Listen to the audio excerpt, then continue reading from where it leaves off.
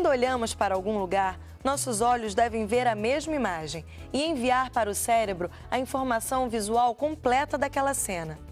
Mas às vezes, os nossos olhos podem enxergar imagens diferentes, gerando assim dificuldades na execução de atividades simples da nossa vida diária. Diante disso, o que se deve fazer? Como identificar o problema? E quando se trata das crianças, qual a postura que devemos assumir? Hoje no Ligado em Saúde, nós vamos falar de distúrbios da visão binocular. Fique ligado!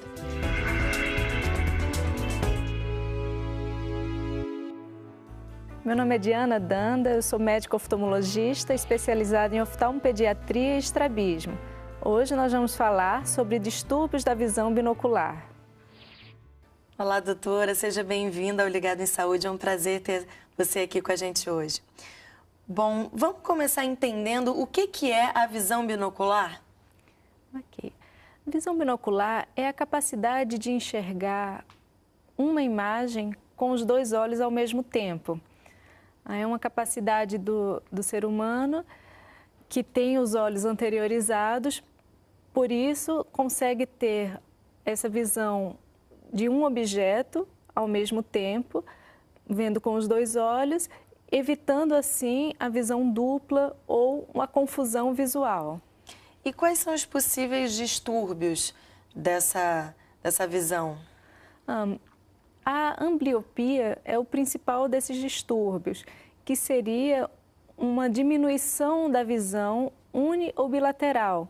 A pessoa não consegue ver uma imagem com os dois olhos ao mesmo tempo. Ora enxerga com um olho, ora enxerga com o outro, ou então enxerga com apenas um dos olhos. Pode ocorrer no estrabismo, é muito frequente ocorrer no estrabismo, porque existe uma escolha de um dos olhos para fixar. Enquanto um olho está fixando, o outro está suprimindo aquela imagem. E então, esse olho que está suprimido, ele vai se tornar amblíope. Se ele não for estimulado adequadamente, ele vai se tornar um olho preguiçoso, como se diz normalmente. Né? Existem ainda outras formas de causas de ambliopia, além do estrabismo, que seria a anisometropia, enxergar um olho com um grau, outro olho com um grau muito diferente. Então vamos ver na tela algumas imagens que vão exemplificar como é que esses distúrbios acontecem. A gente tem ali a anisometropia, que é o que você estava falando, né? Que um olho enxerga bem e o outro enxerga embaçado. E aí, se esse olho não for estimulado, né? Isso, ele fica assim. Ele tende a virar amblíope, é um olho que não vai enxergar tão bem quanto deveria. Tá? O exemplo da esquerda seria de um olho normal, ou da direita com alguma dificuldade visual, possivelmente por grau. Então, se existe uma diferença de grau de um olho em relação ao outro, existe esse fenômeno da anisometropia, que pode levar a uma baixa visual, algumas vezes definitiva. Vamos ver o outro, então. Ali, aniseiconia. Isso, na aniseiconia, a gente tem diferenças do tamanho da imagem. Não necessariamente elas estão desfocadas, mas uma é grande e outra é pequena. E também é uma das causas de confusão visual, de visão dupla, ver uma imagem grande e uma pequena. Também dessa forma, um dos olhos não é estimulado como deveria, podendo levar a uma perda da visão binocular e um distúrbio visual posterior, no caso a ambliopia. E quais os sintomas para a gente identificar isso? Claro, se a gente está vendo desse jeito, alguma coisa está errada, né? Mas às vezes esses problemas acontecem muito em crianças, né? Isso. E que às vezes não falam que estão vendo desse jeito. Exatamente. No caso do adulto, é fácil diagnosticar porque ele vai referir. A criança, ela não sabe o que está se passando. Para ela, aquela visão é normal. Então, ou a criança não tem queixa nenhuma e quando os pais levam no oftalmologista, descobrem um distúrbio visual, ou a criança mostra um desinteresse. Vamos ver algum desses sintomas na cartela? Isso, vamos lá. Quando a criança, né, sentir que está com a visão desfocada, ou dor de cabeça, ou fadiga visual, ou visão dupla, problemas de coordenação, olho-mão, dificuldade de atenção e concentração, tendência a se aproximar do texto que lê, má percepção dos relevos e das distâncias. Qualquer um desses sintomas, isso, se o pai perceber algum desses sintomas no filho, ou se ele mesmo tiver, né? É aquela criança que às vezes é considerada desatenta, hiperativa, que começa a fazer uma atividade e logo desinteressa, coça os olhos, fica com sono. Então, antes de taxar a criança como qualquer distúrbio psicológico ou neurológico, deve-se fazer um exame oftalmológico para realmente ver se a criança tem uma boa qualidade visual e se é preciso algum tipo de tratamento oftalmológico. A gente viu ali problemas de coordenação olho-mão. O que é isso, assim? Como é que ela vê uma coisa, mas não consegue pegar certo? Ela vê o objeto e busca ele aqui, ao invés de pegar no copo. Ela bate muito nas coisas, tropeça, não tem... É como se faltasse um pouco campo visual. Tá? Então, é uma criança que é tida como desastrada, não consegue buscar o objeto que ela quer, que bate em tudo, coisas desse tipo. E às vezes esses adjetivos, né, que é criança desastrada, desatenta, acho que isso acaba dificultando, estereotipando a criança, dificultando chegar no diagnóstico final, né? Exatamente, além de causar uma série de estigmas que não valorizam em nada a formação da criança. E por conta de todos esses estigmas, tem problemas emocionais envolvidos com os distúrbios da visão binocular? Sempre existe. É um dado muito importante quanto a criança é estigmatizada por ter problema visual, ou antes do diagnóstico ou mesmo depois, quando começa a usar óculos ou se é necessário o uso do tampão, de algum tratamento. Então, hoje em dia, em tempos de bullying, é muito comum existir um estigma social em relação às crianças com dificuldade visual. Então, é importante sempre ter um acompanhamento também psicológico, né? Psicológico, psicopedagogo. A escola precisa estar perto, né, dessa criança. A importância da escola é muito importante, de dar um apoio tanto emocional quanto pedagogo, no sentido de estimular aquela criança a aprender melhor, principalmente aquelas que têm algum distúrbio que ainda está num processo de tratamento. E para fazer esse diagnóstico, quais são os exames que têm que ser feitos? O exame oftalmológico, como eu falei, deve ser o primeiro deles. A gente tem que saber se a criança está enxergando bem ou não. Durante a consulta oftalmológica vai ser feita a avaliação visual. Dependendo da idade da criança, pode ser colocado letras, figuras, ou até mesmo percepção de luz de objetos, se a criança ainda não verbaliza, não fala. Tá? Deve ser feito o exame da motilidade ocular para investigar algum tipo de estrabismo, insuficiência de convergência, que é um problema muito frequente nas crianças e que pode levar a um distúrbio do aprendizado. A dilatação pupilar com o exame de grau, saber se a criança tem grau em um dos olhos, nos dois olhos ou em nenhum, é fundamental. E o exame se completa com o exame de fundo de olho para ver a integridade da parte posterior do olho, a retina, o nervo óptico. Tudo isso tem que estar bem saudável para que a criança possa enxergar bem. Tirando a parte oftalmológica, descartando qualquer processo oftalmológico, então parte para a parte psicopedagógica. Né? Então, daqui a pouco a gente vai voltar para falar mais sobre esse assunto e também falar da visão dos bebês, né? Como é que essa visão evolui? Do desenvolvimento visual. Que é importante fazer esse exame ainda pequenininho, para tratar logo, não ter isso na idade adulta, Exatamente. Né? Depois do intervalo, você vai saber como lidar com este problema e como devemos agir com as crianças que sofrem alguns desses distúrbios. A gente volta já.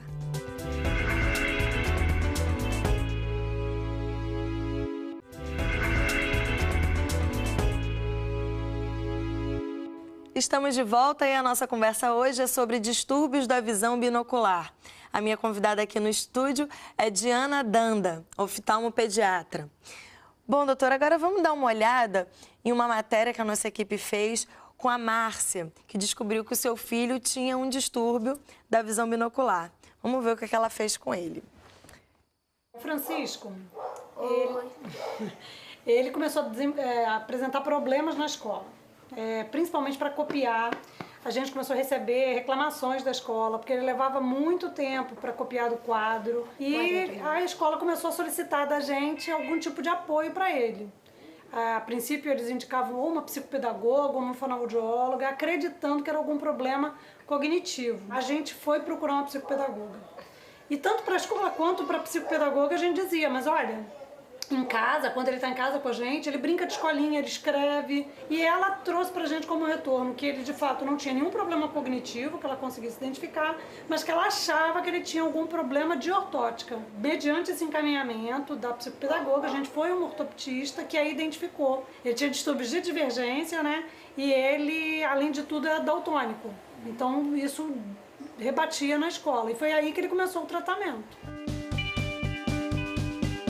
São exercícios que ele faz, é como se fosse uma fisioterapia, né, para musculatura que sustenta o globo ocular, para ele conseguir ter o controle do foco, né, de focar longe, focar perto, focar, né, um movimento que pra gente é muito natural, para ele é super difícil. Tá vendo? Consegui juntar o lápis. O exercício que eu mais gosto aqui na ortótica é o de desenho. Eu gosto de desenhar.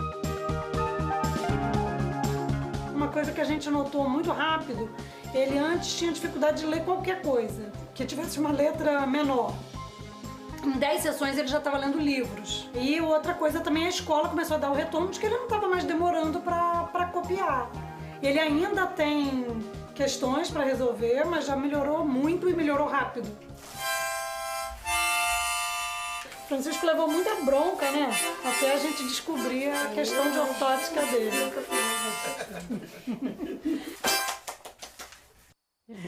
Levou muita bronca, né? Aquilo que a gente estava falando, às vezes, criança bagunceira, desatenta e não é. E às vezes isso acaba dificultando, né, esse diagnóstico. A gente viu ali os exercícios, né? Quais são os principais exercícios? A gente viu ali uma coisa para treinar o foco mesmo do olho que tem tipo esse distúrbio. Fisioterapia mesmo, não é? É aquela bolinha que ele vai acompanhando, é para buscar aumentar a convergência, juntar os dois olhos e daí ver uma imagem só. Crianças com insuficiência de convergência ou adultos tem a dificuldade de focar para perto, porque os olhos afastam e muitas vezes fica com visão dupla. Então, uma leitura se torna muito cansativa. Eles fazem muito esforço para manter aquela atenção durante mais tempo, trazendo essa dificuldade visual. Então, os exercícios ortóticos atuam como uma fisioterapia mesmo, fazendo com que a musculatura interna seja, no caso da insuficiência de convergência, seja estimulada para poder juntar mais as imagens num foco mais próximo. E aí cada distúrbio vai ter um exercício específico, para cada problema de motilidade ocular, existe um tratamento ortótico específico. Não só insuficiência de convergência, mas outros tipos de estrabismos também podem ser beneficiados com o tratamento ortótico. E aí tem alguns casos que tem que usar o tampão, né, que você estava falando. Isso. Principalmente para tratar a ambliopia. O tampão não é para corrigir um desvio. Ele estimula a visão unilateral. Se um dos olhos tem uma dificuldade visual, o olho ruim tem que ser estimulado. Por exemplo, se o olho direito tiver um problema, deve-se ocluir o olho esquerdo para estimular o olho direito a enxergar melhor, para que ele trabalhe durante algumas horas por dia isoladamente. Porque se os dois olhos estão abertos, a tendência é o olho bom seja estimulado e o olho com dificuldade visual fique preguiçoso mesmo. Então, o tampão é feito para estimular o olho que está mais fraco. E quais os casos que precisa fazer cirurgia? São casos onde há uma alteração estrutural, não é? O caso do estrabismo é o mais frequente. Trata Estrabismo primeiro... é quando um olho olha para um lugar fixo e o olho Isso, é quando reto, há, né? um desequilíbrio das forças musculares e os olhos não ficam alinhados. Ele tanto pode ser para dentro, quanto para fora, para cima ou para baixo. Tá? E enquanto o olho está desviado, ele não está sendo estimulado adequadamente. No caso da criança, a gente tenta o tampão o maior tempo possível até ter certeza que os dois olhos estão com a mesma capacidade visual. A partir daí, para corrigir o defeito físico, estético, é necessário a cirurgia, onde o tampão sozinho não vai corrigir esse desvio. Na maioria das vezes, além do tampão, é preciso fazer uma cirurgia para poder corrigir o olho. Quando a criança faz esses exercícios, se ela fizer... A gente viu na matéria que a mãe falando que resolveu rápido. Melhora. Né? Já melhorou logo o desempenho na escola. Mas aí a criança faz esses exercícios e já cura o problema, ou ela tem que ficar fazendo isso durante a vida toda? Tem que ter um acompanhamento. Não é todo caso que o exercício ortótico resolve, mas em grande parte deles ajuda bastante. E essa ajuda pode ser bem duradoura ou diminuir com o passar dos meses, dos anos, e ser preciso novas sessões da ortótica para que a motilidade ocular volte a trabalhar como estava antes, como tinha sido estimulado antes. A pessoa acaba se acostumando também a estimular sempre, né? Isso. Em alguns casos é preciso repetir, sim. Então, um acompanhamento periódico é sempre importante. A gente vai ver agora na tela como é que funciona a evolução da visão da criança. E eu queria que você explicasse pra gente, assim, como é que funciona essa gradação. É muito comum os pais chegarem na consulta perguntando o que é que o filho enxerga. Então, essa tabela mostra mais ou menos o desenvolvimento visual nos primeiros anos de vida. O primeiro ano é fundamental no desenvolvimento visual da criança. Quando o bebê é recém-nascido, antes do primeiro mês, ele só vê reflexos, vê escuro, preto e branco, vê que tem alguma coisa ali na frente, mas não consegue distinguir fisionomia. A partir do primeiro mês, já consegue distinguir objetos. Um grande de um pequeno já consegue ver a diferença entre eles. A partir do segundo mês, mostrando um objeto na frente da criança, ela já acompanha. No terceiro mês, surge a visão de cores, que vai ser aperfeiçoada com o passar dos meses, né? A partir do quarto mês, há a maturação foveal, onde a criança consegue enxergar com os dois olhos ao mesmo tempo. Antes disso, é muito comum se verificar estrabismo em criança, porque não tem ainda uma coordenação visual quando possa ser visto um objeto só com os dois olhos ao mesmo tempo. Então, a partir do quarto mês é que dá início à visão binocular. A partir do quinto a sétimo mês, coordenação mão-olho. 7 meses a 1 ano, a estereopsia, que é uma característica do ser humano de conseguir ver em profundidade, ter noção de profundidade. Só o ser humano tem essa capacidade? Dos mamíferos superiores, só o ser humano, tá? E a estereopsia ela é muito importante para que a gente possa distinguir a profundidade do objeto, conseguir trabalhar em microscópio, assistir filme em 3D. A visão tridimensional ela é feita através da estereopsia. Ela se dá através da estereopsia. E a partir dos 2, 3 anos, a criança tem a visão basicamente igual à do adulto. A maturidade visual se completa por volta de 6 a 8 anos. Até aí, vale a pena estimular a visão que está fraca. Então, por isso a importância do exame na criança. Quanto mais precoce a gente detecta um problema, mais cedo deve ser tratado, porque existe um limite para se tratar isso. Depois dos 8 anos, é muito difícil tratar uma criança que tem uma baixa visual decorrente de algum problema da ambliopia. Tá? Um adulto amblíope, ele não vai conseguir enxergar novamente, mesmo com cirurgia, mesmo com óculos, se não for tratado até 6 a 8 anos, o tempo hábil para isso passou e aí não tem mais o que fazer. E a partir de que momento já pode fazer o exame? Você falou que a partir do 4º mês que começa a visão binocular, né? Isso. É a partir desse momento que tem que fazer o exame? A Sociedade Brasileira de Oftalmologia Pediátrica, ela preconiza o exame do recém-nascido. O exame do olhinho? O teste do olhinho, que é lei, hoje em dia, em vários estados do país. Tá? Então, esse exame detecta se os meios dos olhos estão transparentes, se tem alguma coisa impedindo que a luz chegue até o nervo óptico. Tá? Então, ao nascer, se faz o teste do olhinho. Por volta de 6 meses, faz um acompanhamento, 1 ano, 1 ano e meio, 2 anos. E a partir daí, 1 vez por ano, caso a criança não tenha nenhum problema. Caso seja detectado algum problema visual, a criança tem que fazer um acompanhamento de acordo com o problema que ela apresenta. Pode ser a cada mês, a cada 2, 3 meses, isso depende de cada problema. Mas a criança de rotina deve ser feito ao nascer, a cada 6 meses até os 2 anos e a partir daí 1 vez por ano. E lembrando que esse exame do olhinho, que a gente conhece muito o exame do pezinho, Isso. O exame do olhinho também é fundamental ser feito no recém-nascido e está disponível pelo SUS através da rede Cegonha, então não deixe de fazer o exame do olhinho. E o distúrbio, às vezes, ele é aparente, né? E como é que as crianças costumam reagir a isso? Assim? Como é que isso funciona na infância? Como é que vocês lidam com isso na infância? Tentando minimizar ao máximo o defeito físico da criança. Então, estimulando o uso adequado do óculos ou do tratamento que ela precise fazer.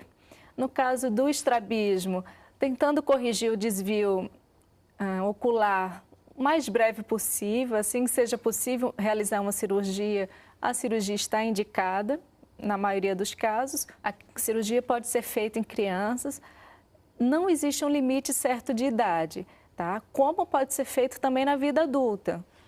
Mas vai fazer cirurgia para correção estética, mas o olho não vai enxergar bem. A cirurgia, ela não tem a função de melhorar a visão, nem de retirar óculos, nem de fazer um olho que não enxerga voltar a enxergar. Realmente ela tem uma função estética, tá? De corrigir aquele desvio ocular.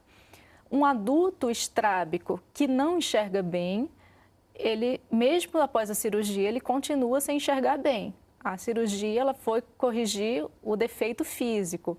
No caso da criança, se tenta melhorar a visão com óculos, tampão, alguma coisa desse tipo. Se a visão a gente não conseguir uma melhora visual com esse tratamento, a cirurgia às vezes ajuda bastante no sentido de que o olho fica alinhado e fica mais fácil de se fazer o tampão ou de se usar o óculos.